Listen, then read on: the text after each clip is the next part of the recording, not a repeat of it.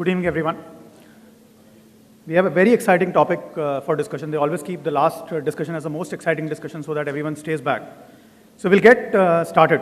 Why are we having this, conversation? We are having this conversation because I think there has been a lot of discussion in the banking industry, but also, in the economy about how are we thinking about performance management.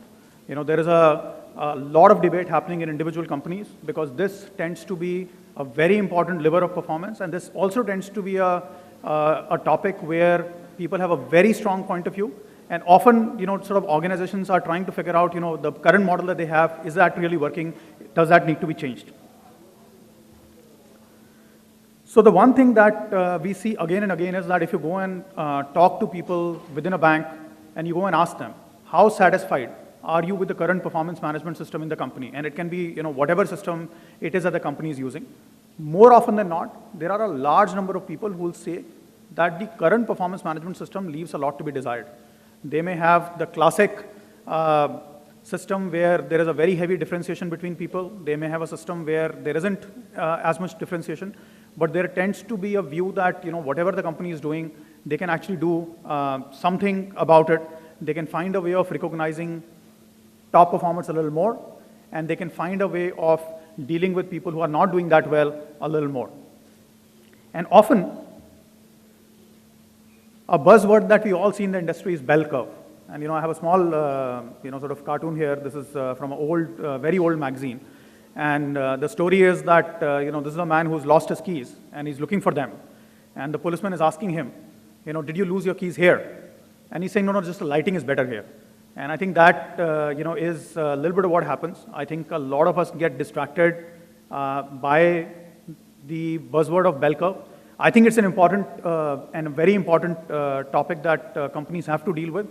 But I don't think performance management is all about figuring out which curve will you use. I think the performance management, if it has to work, if it has to deliver for the employees, and if it has to deliver for the organization, then it has to be much more than what curve do you end up that you end up using. So what should the performance management system do?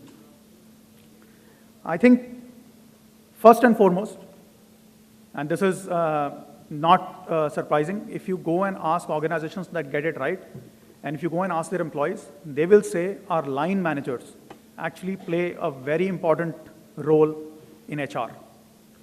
HR is far too important to be just left to the HR department. HR department has to play a very critical role, but often line has to come in and start taking ownership for what is going on with performance management, what is going on with other HR decisions in the company. Often, a lot of managers, a lot of line managers are actually woefully underprepared for playing this role. There's a lot of investment that goes into training people, but a lot of that training is focused primarily on training them on new products, training them on new policies, training them on market realities. But it is very rare to find organizations that put training people, training line managers to have HR discussions with their teams, with their departments. And that tends to be a very important element which organizations have to get right if you want this to work. We have a large representation of public sector in the conference, and which is to be expected given about 70% of the assets sit in public sector. And we have to realize that the public sector is actually very different from the private sector. And if you're going to design any kind of a system, that acknowledgement has to be at the center of that design. Often, in a lot of public sector banks, there is very heavy grade inflation. So if you go and ask people, often, I've sat down with many heads of HRs in many public sector organizations, and often you will hear a conversation saying, out of 100, if you give someone 85, then the conversation is not about, 85 is a little less than what I expected. The conversation often is, at 85, you destroyed my career. That just tells you the pervasiveness of grade inflation, and that's something that you need to recognize. I think in general, there is a culture of not giving feedback, and certainly sort of, when it comes to giving tough feedback, a lot of line managers will hesitate in sitting people down and saying what you're doing well and what you're not doing well. And often these systems are a little underprepared. IT can, deliver systems, but often, no one has gone and made that demand to them, and hence you often end up having a situation where the even if there is a desire to start tracking a certain set of metrics and start using it for HR discussions, that system just is not in place. And lastly, if you want a new performance management system to work, then you have to bring technology early on in that conversation. IT department cannot be at the end of that journey. They have to be brought in upfront, because often as you start getting into a more objective, more data-based process and decision system, you will require to start integrating all the different systems that capture the data within the bank. So this is just some data that people often report. In the private sector, you have about 75% of people saying that seniors in my organization, people that I report into, people who head our departments, take the time to groom the teams and groom juniors. In the public sector, that's about 67%. So there is still a large gap. So everyone who's not getting the grooming on a day-to-day basis typically is not performing to his or her potential, and we are leaving a lot of value there. I think similarly, if you go and ask them the question, I'm saying, are your managers taking the time to invest in your professional development? There again, there is a similar kind of pattern, but numbers fall a little bit. Only 60% people in private sector saying, look, my seniors do it, and in public sector that is less than 50%. So that just tells you that if you have to make a difference, then the one principle that you have to adhere to is just ensuring that you have the line managers coming in and stepping in and playing a role. This is another view of if you want a new performance management system to work. Often people worry about, will the new performance management system have the fairness that one expects? The beauty of subjectivity is that it is hard to argue against it. I've been, my managers told me I'm doing well, or my manager is telling me that I'm not doing well. It is very difficult for you to go back and have a discussion around it. But the minute you start putting an objective system in place and you start deciding whether people achieved their targets or people did not achieve their targets, often the first question that you will get is were the targets set fairly?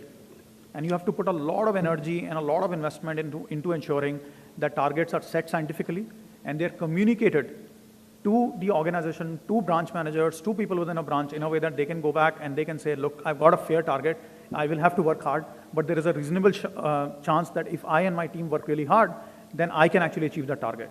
If they go out of the room and come back and end up saying my targets are completely unfair, there is no way that I can achieve them, then the entire discussion of performance management system gets to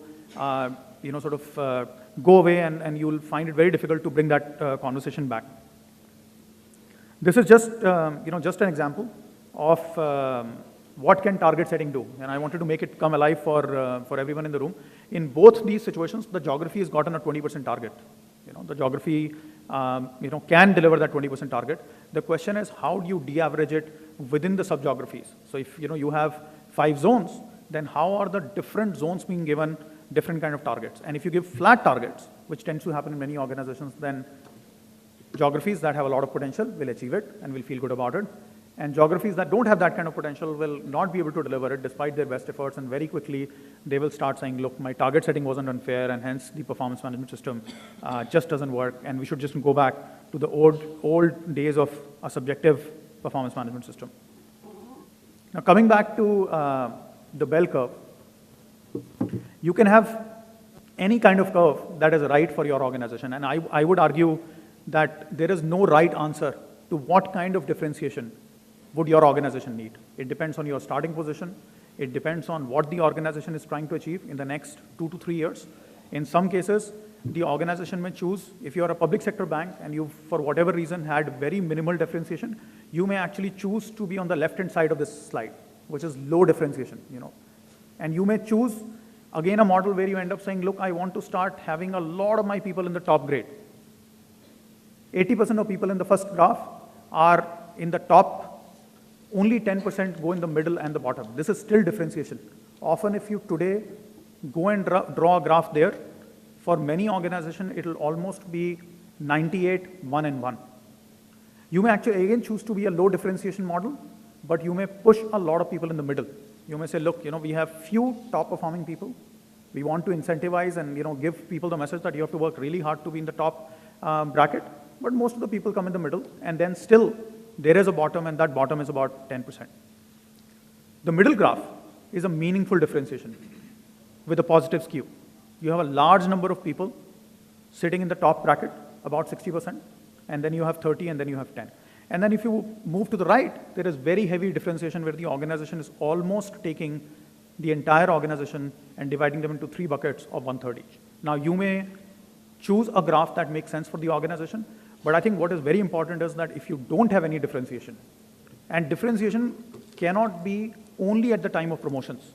It is not something that you end up saying, now we have to divide, sort of decide who's going to get promoted and who's not going to get promoted.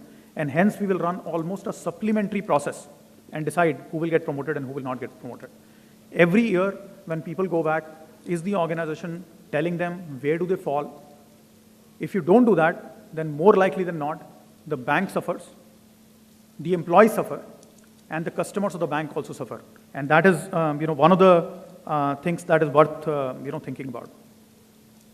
I think today, with the kind of technology that is available to all of us, you can actually move away from a model where the discussions happen on large files with a lot of data being punched in and being generated through a system.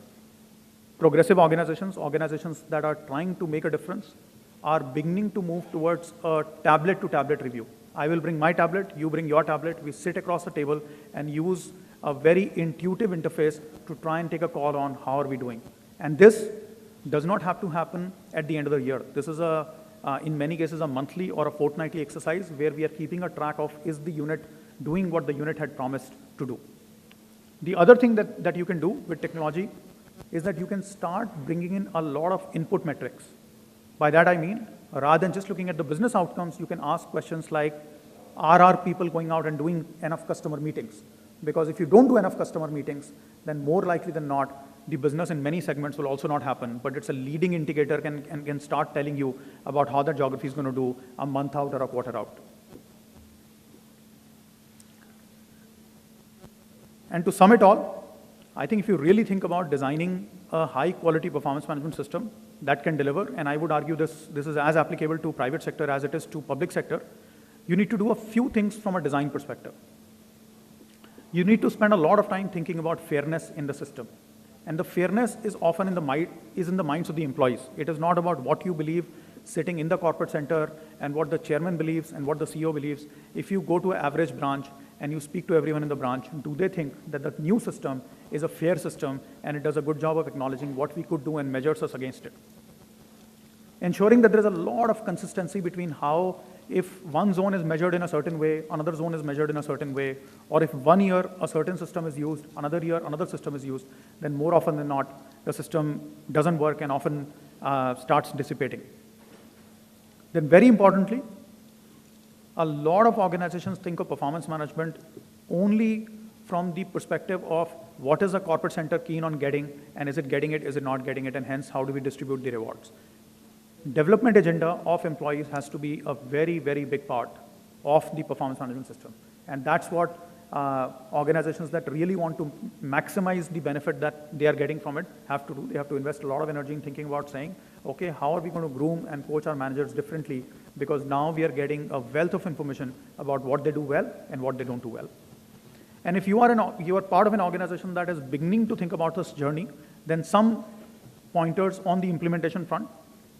I think it takes time to get to a new system. And we'll spend some time in the panel talking about it.